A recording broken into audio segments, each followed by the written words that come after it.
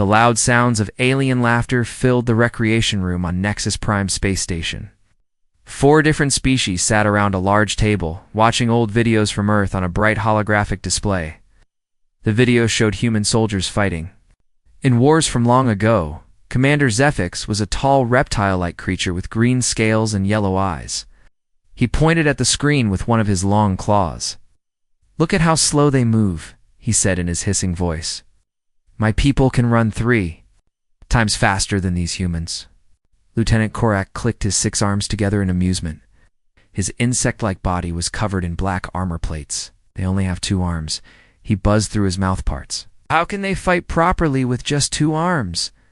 I can hold 6 weapons at once." Captain Vorthok made a sound like breaking glass. His body was made of living crystal that changed colors when he felt emotions. Right now, he glowed blue with amusement. "Their tactics make no sense," he said in his musical voice. "They charge into enemy fire instead of calculating the best approach. Very stupid." The 4th alien was General Morik, a being that looked like a walking tree with bark for skin. His deep voice rumbled like thunder. "Humans claim they won great battles against impossible odds. But look at them. They are weak and small. These stories must be lies." On the screen, the video showed human soldiers storming a beach under heavy enemy fire. Many fell, but others kept running forward. The aliens laughed harder at this. "See how they waste their lives?" Zephyx hissed. "A real warrior would find a smarter way. Humans just throw bodies at problems." Korak's multiple eyes focused on different parts of the screen. "They move like they are afraid. Fear makes you slow. Fear makes you stupid." At a small table in the corner of the room, a human sat alone. Sergeant Jake Murphy was 45 years old, with gray hair and tired eyes. Your face had scars from old battles. He wore a simple blue uniform with patches showing his rank and service record.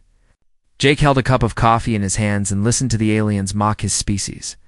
Jake had fought in 3 wars on Earth before joining the space program. He knew what real combat felt like. He knew the weight of a rifle in tired hands. He knew the sound bullets made when they flew past your head. He knew what it meant to keep fighting when everything seemed hopeless.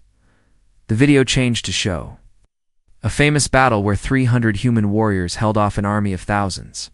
The aliens found this even funnier. "Impossible," Warthog chimed like broken bells, 300 against thousands. "This is clearly fake. Humans make up stories to feel better about being weak. Or maybe they count wrong," Morik rumbled. "It was 3,000 humans, not 300. Humans are not good at math either." Jake took a slow sip of his coffee. The hot liquid tasted bitter, but it helped him stay calm. He had heard this kind of talk before from aliens who thought they understood war. Commander Zephyx noticed Jake sitting alone. His yellow eyes focused on the human like a snake watching prey. "Hey, human," he called out. "Come here. Explain these videos to us." Jake finished his coffee before standing up. He walked over to the alien table with steady steps. The 4 aliens looked down at him. Even sitting, they were all taller than Jake. "We were watching your species fight," Zephyx said with a mocking tone. "These battles you show, they cannot be real. Humans are too weak to do such things." Korak's 6 arms moved in different directions as he spoke. "Your people have no claws, no armor, no speed. How do you claim to be warriors?" Jake looked at each alien in turn. His brown eyes showed no fear or anger. "What do you want to know?" he asked in a quiet voice. Vorthak's crystal body flashed red with excitement. "These stories about humans winning impossible battles, the 300 warriors, a small fort that held off thousands, the soldiers who never gave up. These are just myths, yes? Myths help weak species feel strong," Morik added, his bark-like skin creaking as he moved. "Real warriors do not need such stories." Jake nodded slowly. "Some things cannot be explained," he said. "Can only be experienced." This made the aliens laugh even louder. Zephyx slapped the table with his claw. "Experienced. You hear that? The human talks about mystical experience instead of facts." Typical human thinking, Korak buzzed. When you cannot understand something with your small brain, you call it mystical. Vorthex's body turned bright orange with amusement. Perhaps humans need these fairy tales because reality is too hard to accept. You are not strong enough to be real warriors. Jake remained calm. He had heard worse things from enemies who were trying to kill him. Words from aliens who had never seen real combat did not bother him. You want to prove humans are weak? Jake asked. Let us test that idea. The laughter stopped. The four aliens looked at each other, then back at Jake. Do you mean? Zephyx asked, his voice becoming more serious. A simulation battle, Jake said. You against me? You can see who understands war better? Korak's 6 arms moved excitedly. You challenge all 4 of us? 1 human against 4 trained alien warriors? I will take a small team, Jake said. You can have your team too. We fight the same mission. See who does better. Vorthex's crystal body pulsed with different colors as he thought. This could be interesting. A chance to prove once and for all that human military myths are just stories. Morik's deep voice rumbled with approval. Yes. When we defeat this human easily, all the other humans on the station will see the truth. Word of the challenge spread. Quickly through the station, other soldiers, both human and alien, began gathering in the recreation room. Some placed bets on who would win. Most aliens bet against Jake. The humans quietly supported their fellow human. Admiral Helen Carter arrived. To watch, she was the human commander of the station, a stern woman with silver hair and sharp eyes. She knew Jake's real combat record. She also knew that the aliens were about to learn something important about humans. General Dexler came too. He was an old Draxian warrior with many battle scars. Unlike the younger aliens, he did not laugh at human tactics. He had seen too much war to dismiss any species completely. The simulation will be tomorrow, Zephyx announced. We will use a real scenario, a mission to capture enemy intelligence from a fortified position.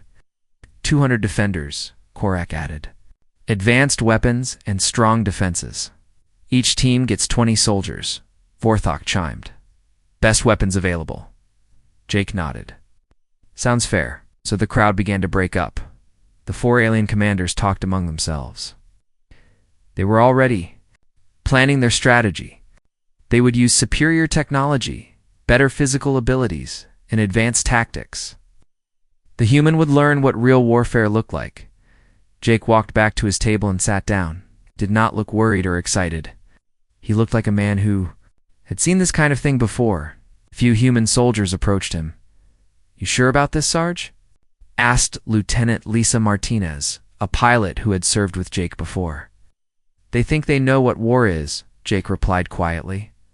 Tomorrow, they will find out. Captain Ryan Brooks, a Marine officer, grinned. Should be interesting, I've seen.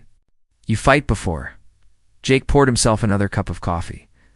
Outside the large windows, stars shone in the darkness of space. Each star represented worlds where humans and aliens might fight together against real enemies someday. But first, these aliens needed to learn something about the species they had been mocking. The challenge was set. Tomorrow legends would be tested against reality. The aliens expected an easy victory that would prove human weakness once and for all. They had no idea they were about to witness something that would change their understanding of war forever. Jake finished his coffee and stood up to leave. He had preparations to make, not weapons or equipment.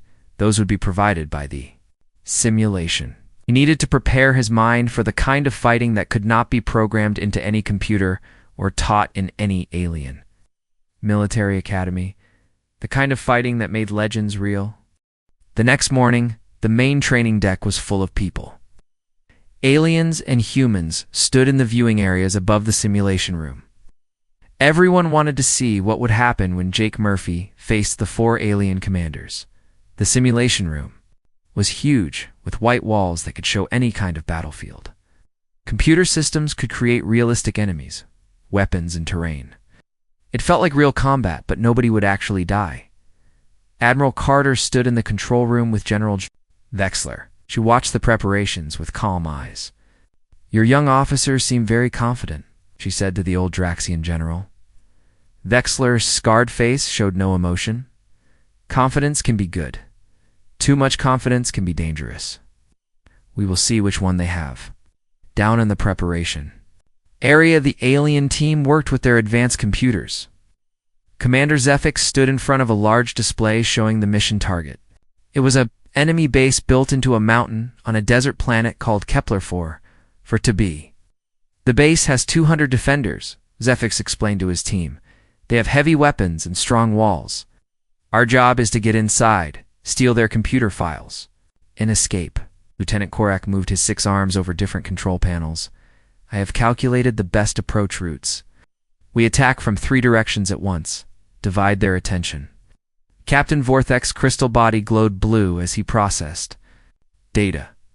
Enemy response patterns are predictable. They will fall back to these positions when we attack. We can be ready for them. General Morik studied the terrain maps. My people are good at climbing. I can scale the back wall while you attack the front. The alien team had the best weapons and equipment. Korak carried 6 different guns. Zephyx wore armor that could stop heavy bullets. Vorthok had sensors that could see through walls. Morik's thick bark skin was like natural armor. They also had 16 alien soldiers from different species. Each one was bigger, stronger, or faster than humans. Some could see in the dark. Others could jump incredible distances. A few could even survive in space without suits. On the other side of the room, Jake talked quietly with his small team. He had chosen 3 humans and 2 aliens who wanted to learn human tactics. Corporal Amy Foster was a small woman with red hair and quick fingers. She knew how to break things and how to fix them. Sergeant Pete Johnson was tall and thin, with sharp eyes that missed nothing. Private Danny Lopez was young but smart with computers and radios. The 2 alien volunteers were Case, a young Draxian, Scout, and Click 9, a hive warrior who was curious about human methods. Jake did not use computers to plan his attack. Instead, he made a simple model of the enemy base using sand on a table. He asked his team to sit around it like they were camping. Tell me about yourselves, Jake said to his team. Amy, where are you from? Amy looked confused. Earth's Sarge. Michigan. Why does that matter? Everything matters, Jake replied. What did you do before the military? I fixed cars with my dad. Then I learned about explosives in the Army. Jake nodded and turned to Pete. What about you? Texas grew up. Hunting with my grandfather taught me to be patient and watch everything. Danny spoke next. California. My family came from Mexico. I always liked taking apart radios and computers. The alien observers watching from above did not understand this conversation. It seemed like a waste of time. Commander Zephyx was studying battle plans while Jake talked about families and childhoods. Jake asked Case about Draxian culture and Click 9 about hive society. He wanted to know how they thought and what they feared. The young aliens found this strange but interesting. Tell me about the enemy, Jake said, pointing at the sand model. Not their weapons or defenses. Tell me about the people inside? Amy frowned. They are criminals, Sarge. Terrorists who attack civilian ships. Yes, but they were children once. They had families. What made them choose this life? Pete understood. First, you want to know how they think, how they will react when we attack. Fear makes people do stupid things, Jake explained, but it also makes them do desperate things. Desperate people are dangerous because they stop following rules. Jake talked about the planet where the base was located. It was hot and dry with dust storms. The gravity was lighter than Earth. There were dangerous animals in the desert around the base. Why does any of that matter? Case asked. We will be inside the base. Will we? Jake smiled. What if we have to go outside? What if we can use the environment against the enemy? Click 9's insect head tilted in confusion. Use the environment? How? You will see, Jake said. The simulation began. Both teams appeared in the desert outside the enemy base. The sun was hot and bright. Red dust blew in the wind. The base looked like a fortress carved into a cliff face. The alien team moved immediately toward their planned attack positions, advanced in perfect formation, using their superior speed and sensors to avoid enemy patrols. When they encountered guards, they eliminated them quickly and quietly. Their attack was like watching a machine work. Every move was calculated. Every action served a specific purpose. Zephyx coordinated the assault through advanced communications. Korak provided heavy firepower with his multiple weapons. Vorthok used his sensors to guide the team around obstacles. Morik climbed the cliff face to attack from above. Jake's team moved much more slowly. They stopped often to observe things that seemed unimportant. Amy examined the type of rock in the cliff. Pete watched how the wind moved the dust. Danny listened. 2 radio communications from inside the base. "They're not talking about us yet," Danny reported. "They sound bored. This is just another day for them." Jake nodded. "Good. Board guards make mistakes." The alien team reached the base walls first. Their attack began with explosive charges that blew holes in the outer defenses. Enemy alarms started. Screaming, defenders rushed to their battle positions. The assault was impressive to watch. Alien warriors moved with incredible speed and coordination. Their weapons were more powerful than anything the defenders had. They fought like heroes from legends, but Jake noticed something the aliens missed. The enemy was responding exactly the way their training told them to respond. They fell back to prepared positions. They called for reinforcements. They did everything by the book. "They are fighting the way they were taught," Jake told his team. "It makes them predictable." Amy grinned. "And predictable enemies can be fooled." Jake's team reached the base from a different direction. Instead of attacking the obvious weak points, they went to a place that looked impossible to assault. A steep cliff face, with no cover and no apparent way to climb. "This is crazy," Case whispered. "We will be sitting targets." "Sometimes crazy works," Pete replied, setting up his rifle, "because nobody expects it." Amy placed small explosive charges in cracks in the rock face, not to blow holes, but to create handholds for climbing. The explosions were tiny and muffled by the sound of the main battle, while the alien team fought their way through the base's front defenses. Jake's team climbed the impossible cliff.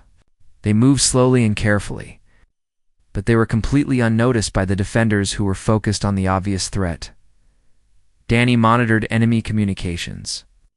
"They are calling all their reserves to stop the main attack." The back of the base is almost empty. Jake smiled. Perfect. The alien team was winning their battle, but it was costing them. Several of their soldiers were wounded. They were using a lot of ammunition. The enemy was fighting harder than expected, using desperate tactics that the alien computers had not predicted. Why are they not surrendering? Korak buzzed in frustration. "We have clearly defeated them, because they are afraid," Zephyx replied. But he sounded confused. Fear should make them give up, not fight harder. Jake's team reached a small window near the top of the cliff. Amy's tools opened it silently.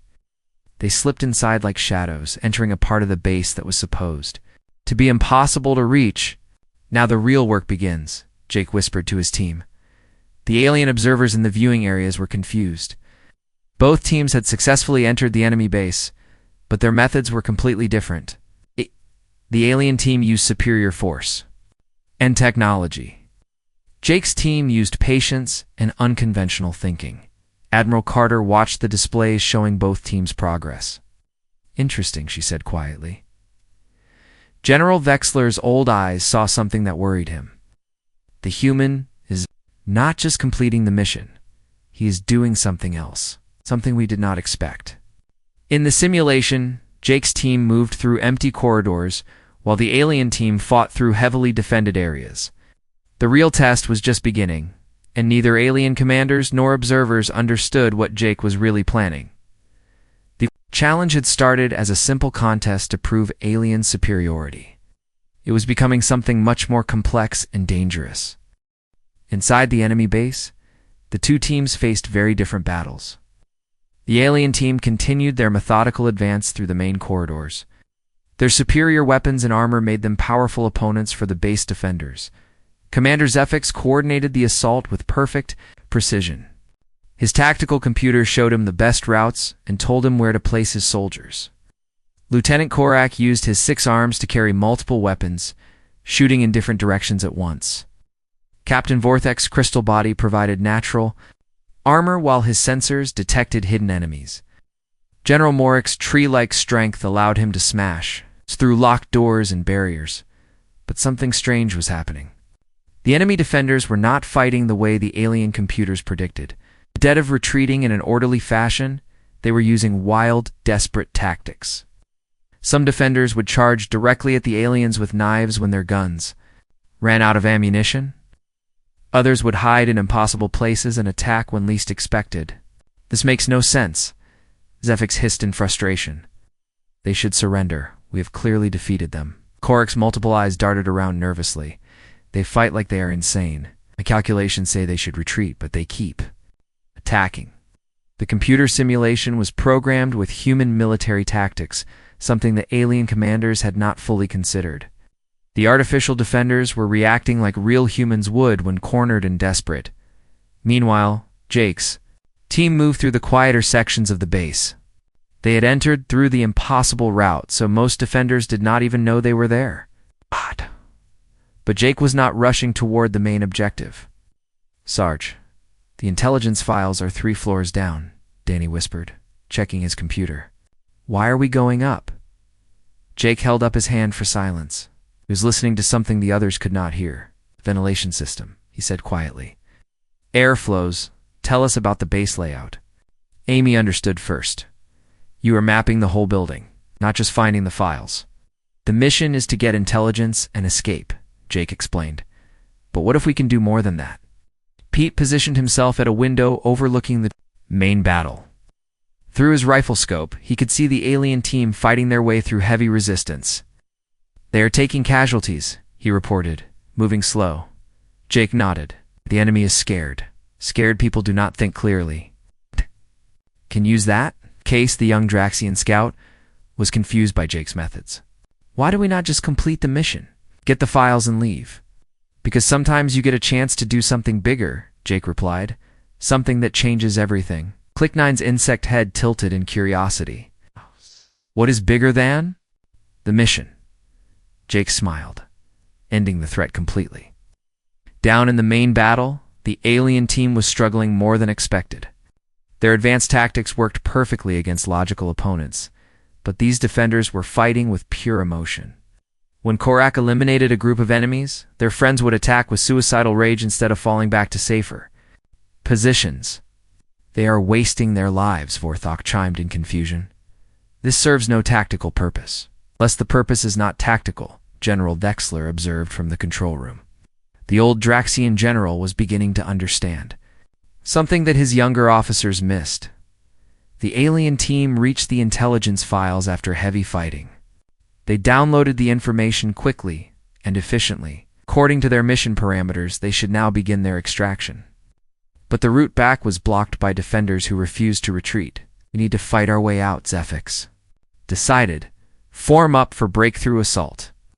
The alien soldiers prepared for a fighting withdrawal. Their superior firepower would eventually overcome the defenders. It would be costly and difficult. In another part of the base, Jake's team had found something much more valuable than intelligence files. They discovered the base's main communication center, which controlled criminal operations across 3 star systems. This is the real prize, Jake told his team. Not just information about what they are planning, the ability to stop all their plans. Amy's eyes lit up with understanding. We can plant a virus in their system, shut down their whole network. But that is not our mission, Case protested. We were ordered to get files and escape. Jake looked at the young alien. Sometimes the best way to complete a mission is to change what the mission means. Danny was already working on the communication systems. His fingers moved quickly over alien controls that should have been impossible for a human to understand. But Danny had grown up taking apart electronics, and some principles worked the same everywhere. I can crack their encryption, he reported. Give me 10 minutes.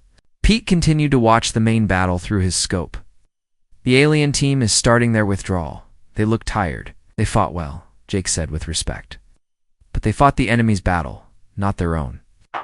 Amy was preparing her special surprise. She had been carrying components that seemed useless individually, but together they could create something powerful. "Virus is ready," she announced. "But I can do better than just shutting down their computers." "What do you mean?" Click 9. Amy grinned.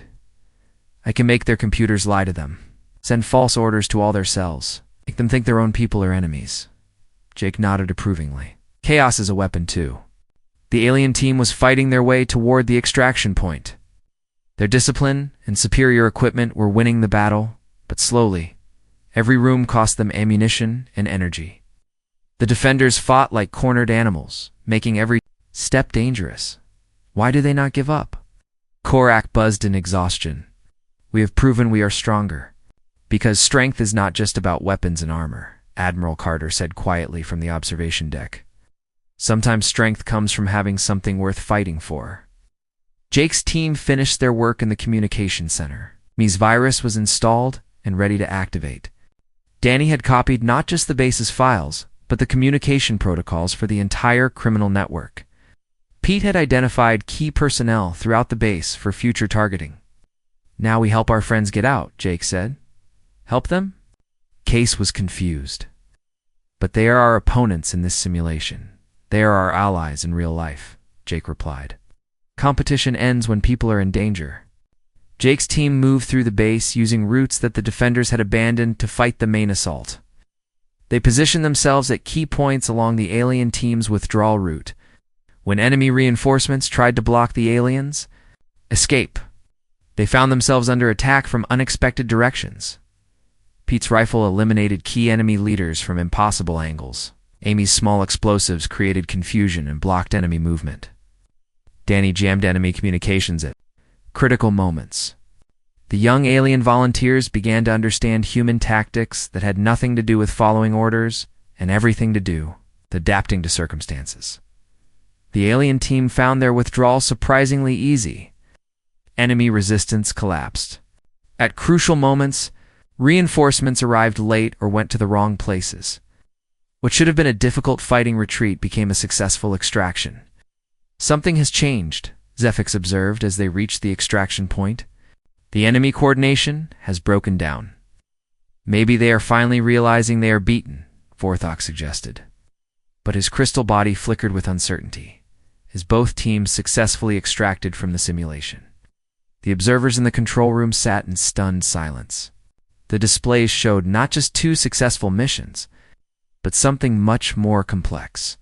Jake's team had not just completed their assigned objectives. They had crippled the entire simulated criminal network, assisted their competitors, and demonstrated tactics that existed outside normal military doctrine. "How?" Commander Zephyx asked when the simulation ended. "How did you do things that were not part of the mission?" Jake cleaned his simulated weapon with the same care he would show a real one. "The mission was to get intelligence and escape. We got intelligence. We escaped. We also made sure the enemy could never threaten anyone again, with the parameters." Clearly stated, Korak began. "Parameters change," Jake interrupted gently. "Real war is not about following a plan perfectly. It is about achieving victory despite everything going wrong." Amy held up her device. "Want to see what we really accomplished?" The main display lit up with data showing the cascade effect of their actions. The virus had not just shut down the base's communications. It had spread through the entire criminal network, sending false orders that turned different cells against each other. Supply lines were disrupted. Leadership was in chaos. What had been a coordinated threat was now a collection of confused, isolated groups. "You destroyed them completely," Vorthok whispered, his crystal body cycling through colors of shock and... "Oh, we used their own strength against them," Jake explained. "The bigger and more connected they were, the harder they fell when we cut the right connections." General Vexler stepped forward. His old eyes held new respect as he looked at Jake. "You did not just win a battle, you won a war." Jake nodded simply. "That is what humans do when the stakes are real. We do not just fight to prove we are strong. We fight to make sure the fighting ends." The alien observers were quiet, trying to understand what they had witnessed. This had been more than a demonstration. The debriefing room was completely silent. The four alien commanders sat at the table, staring at the data displays that showed what Jake's team had accomplished. Numbers scrolled across screens, showing the destruction of an entire criminal network that had taken years to build. Commander Zefix's yellow eyes moved from one display to another. His tactical computer had recorded every action of both teams. According to all military doctrine he knew, his team had performed perfectly. They had superior equipment, better physical abilities, and flawless coordination. Yet somehow Jake's smaller team had achieved results that seemed impossible. "I do not understand," Zefix said slowly. His voice had lost its mocking tone. "Our mission was successful. We retrieved the intelligence files. We eliminated enemy resistance. We extracted with minimal casualties. By every measure, we won, Lieutenant." Korik's 6 arms moved nervously, but they did something else. Something not in the mission parameters. "How can you change the mission while you are doing it?" Admiral Carter stepped forward to address the alien commanders. "That is exactly the point," she said. "Humans do not just follow missions, they complete objectives." Captain Vorthek's crystal body flickered with confusion. "What is the difference?" "Mission and objective are the same thing." Jake remained quiet, letting the aliens wrestle with concepts their military training had never covered. He understood their confusion. Most species approached warfare like a mathematics problem. You identified your goal, calculated the best method to achieve it, and executed the plan with precision. General Morik's bark-like skin creaked as he shifted in his chair. "You changed the rules while we were playing the game. There are no rules." "In real war," Jake replied simply, "only consequences." Amy Foster stepped up to the main display. "Want to see what we actually did?" she asked, her fingers dancing over the controls. The screen changed to show a timeline of actions during the simulation. "While you fought through the front door, we went around back," Amy explained. "While you engaged their main force, we found their brain center. While you followed your plan, we adapted to opportunities." The display showed how Jake's team had mapped the entire base layout while moving toward their objective. Every detour, every seemingly wasted moment, had been gathering intelligence that would prove valuable later. "Here," Amy pointed to a moment early in the mission. Danny intercepted their communication protocols, not just to avoid patrols, but to understand how their whole network operated. Danny Lopez nodded. Each cell used the same basic security codes. "Once I cracked one, I could access them all." Pete Johnson spoke from his position near the window, and I was not just providing overwatch.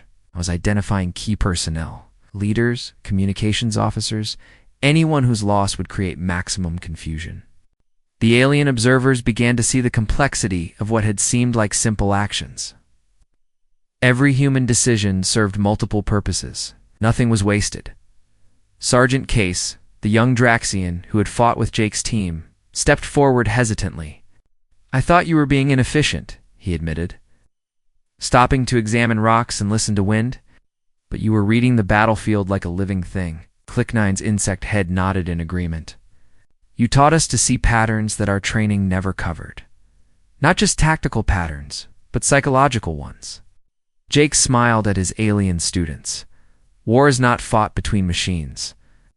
It is fought between thinking beings with fears, hopes, and weaknesses. Understand those, and you can predict actions no computer can calculate." Commander Zefix leaned forward. "But how did you know which actions to take?"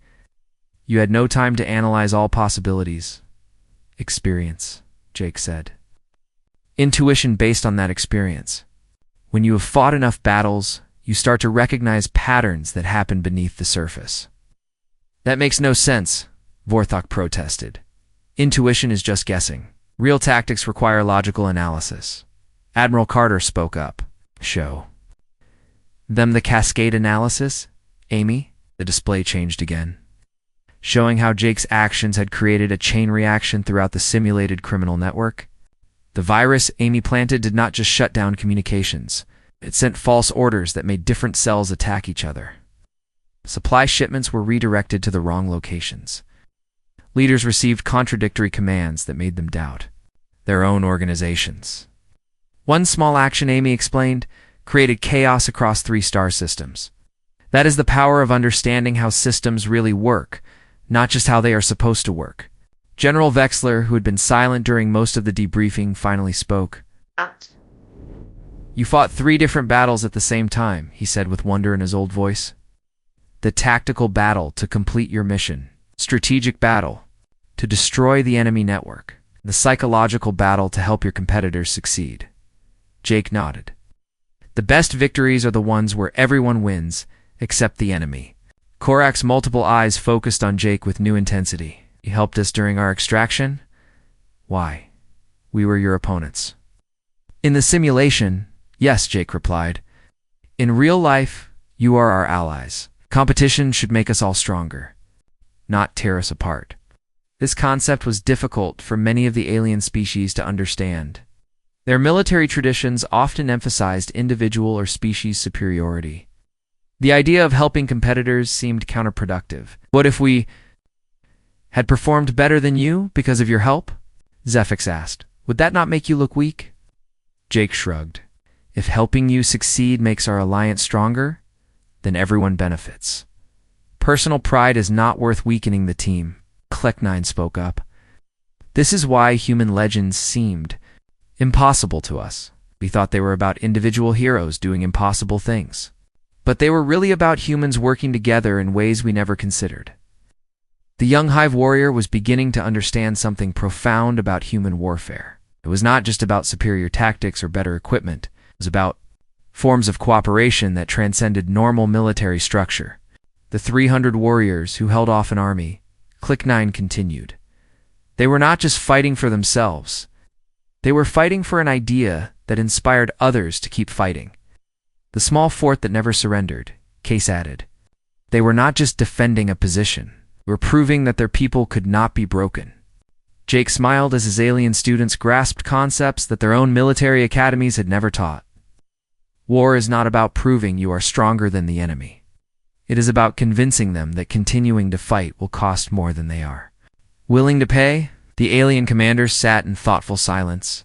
Everything they thought they knew about warfare was being challenged by concepts that seemed simple, but were actually incredibly complex.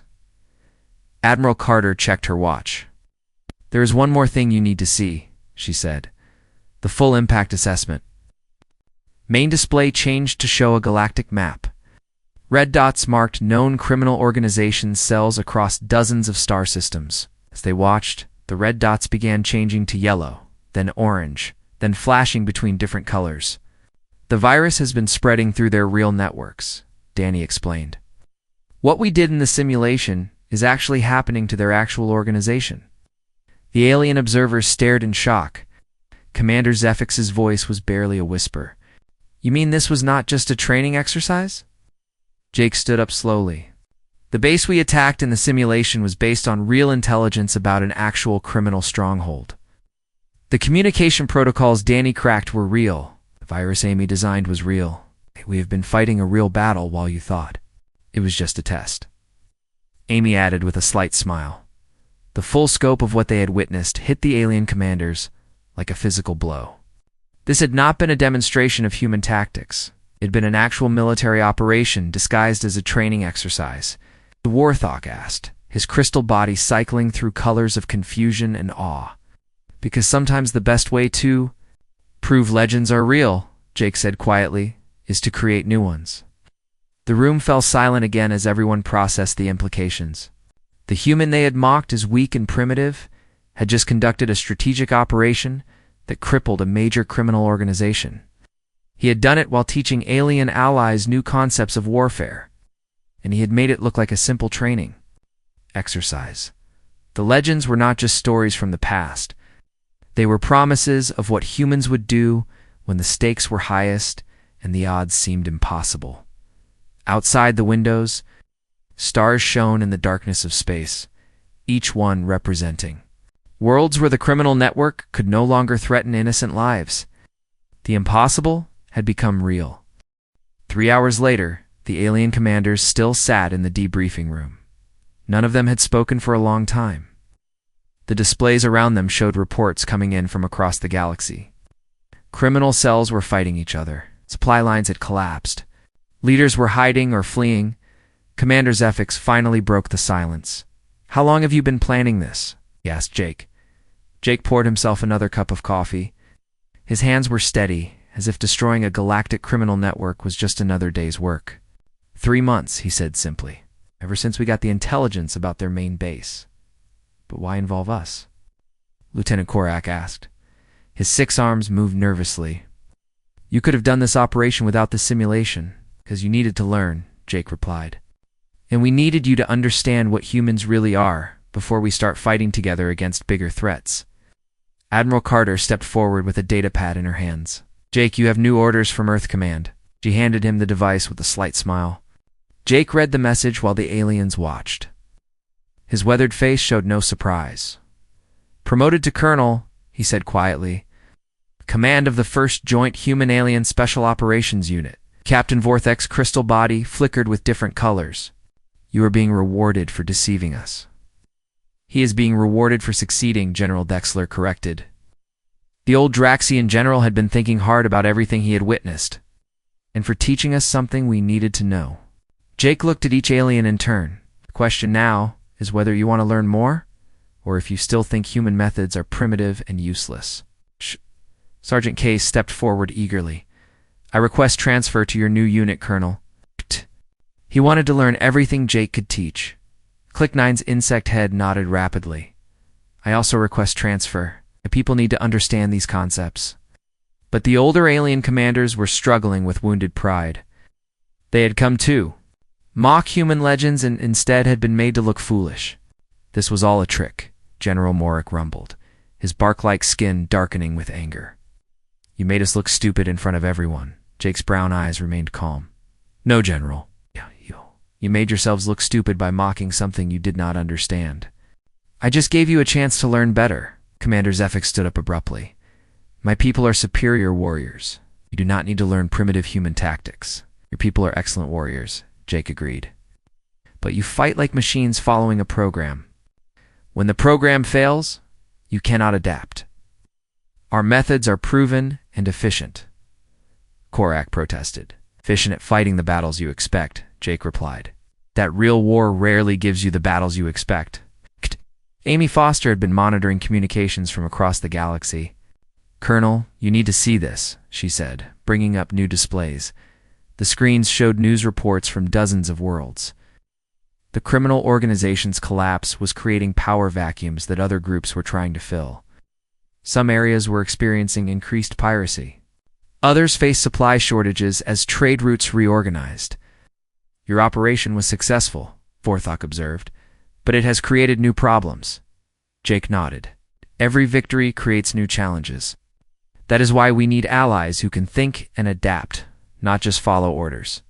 Danny Lopez was still monitoring the virus he had planted in the criminal networks. Colonel, I am getting some interesting data. Want to see how they are trying to rebuild? The main display changed to show communication patterns across the affected regions. Small groups were attempting to re-establish contact and coordination, but something strange was happening. They're copying our tactics, Danny reported with amazement. Some cells are using the chaos we created to eliminate their rivals. Others are adapting their communications to prevent future infiltration. Jake smiled grimly. They are learning from us. Good. That means we will have to get better too. This concept confused the alien observers. Most species saw warfare as a contest to prove superiority. The idea that enemies could learn and improve from defeats was disturbing. Does this not worry you? Zephyx asked. If they adapt to your methods, those methods will become useless. Then we will develop new methods, Jake replied. That is what humans do. We adapt faster than our enemies can learn. Pete Johnson spoke from his position by the window. Colonel, we have company coming. He pointed outside where several alien ships were approaching the station. Admiral Carter checked her communications. Delegations from the Hive Collective, the Draxian Empire, and the Silicon Reach Confederation. They all want to meet with you, Jake. Word travels fast, Jake observed. Success like this is hard to hide, Carter replied. Half the galaxy is talking about what happened here. General Dexler looked at his younger officers with disappointment. While you were arguing about pride, the rest of the galaxy was paying attention to what really mattered. The alien delegations that arrived over the next few hours all wanted the same thing: to learn human military methods. Some offered technology in exchange for training. Others proposed joint operations against mutual enemies. But Jake was selective about who he would work with. He met with each delegation privately, asking questions that seemed unrelated to military matters. He wanted to know about their cultures, their values, their willingness to adapt and change. "Why does it matter if we are willing to change?" asked Ambassador Kellex from the Silicon Reach. "Military tactics are military tactics. Because real warfare changes everything it touches," Jake explained. "If you are not willing to change, then you will be destroyed by enemies who are." Some delegations left disappointed. They wanted human weapons and technology, not human philosophy. But others stayed to begin serious discussions about cooperation and mutual learning. Commander Zefix watched these meetings with growing understanding. "You are not just building a military unit," he realized. "You are building a new kind of alliance." Jake nodded. The old ways of doing things, each species fighting alone, its military using only their own methods, those ways will not work against the threats we will face. "What threats?" Korak asked. Jake gestured toward the displays showing the chaos and former criminal territories. "Nature abhors a vacuum. When we removed one threat, we created space for others to grow. Some of those others will be worse than what we destroyed." Amy brought up intelligence reports from the outer regions. "We are already seeing signs of new organizations forming. Some are using advanced technology we do not recognize." "The Void Syndicate," Danny added quietly. "The criminals we just destroyed were connected to something bigger. Something that has not revealed itself yet." The room fell silent as everyone processed this information. The operation that had seemed like such a complete victory was actually just the opening move in a larger conflict. "So what do we do now?" Click9 asked. Jake stood up and walked to the window. Outside, the stars shone in the endless darkness of space. Each point of light represented worlds that might need defending someday. "Now we get ready for the real war," Jake said quietly. "The one that will test everything we think we know about fighting and winning." He turned back to face the assembled aliens. "The legends you mocked, the 300 warriors, the defenders who never gave up, the soldiers who won impossible victories, those were not stories about the past. They were training for the future." "Training for what?" Forthok asked. Jake's brown eyes held the weight of battles fought and battles yet to come. "Training for the day when the survival of everything we care about depends on our ability to do the impossible one more time." The alien commanders finally understood. Human military legends were not exaggerations or propaganda. They were promises. Promises that when the darkness came and all hope seemed lost, humans would find a way to keep fighting. And now, for the first time in galactic history, other species would learn to make those same promises. Outside the window, a new ship appeared in the distance. Its design was unlike anything in the known galaxy. Jake watched it with the calm attention of a professional soldier, who knew that his next test was already approaching. The legends were no longer just human stories. They were becoming galactic reality.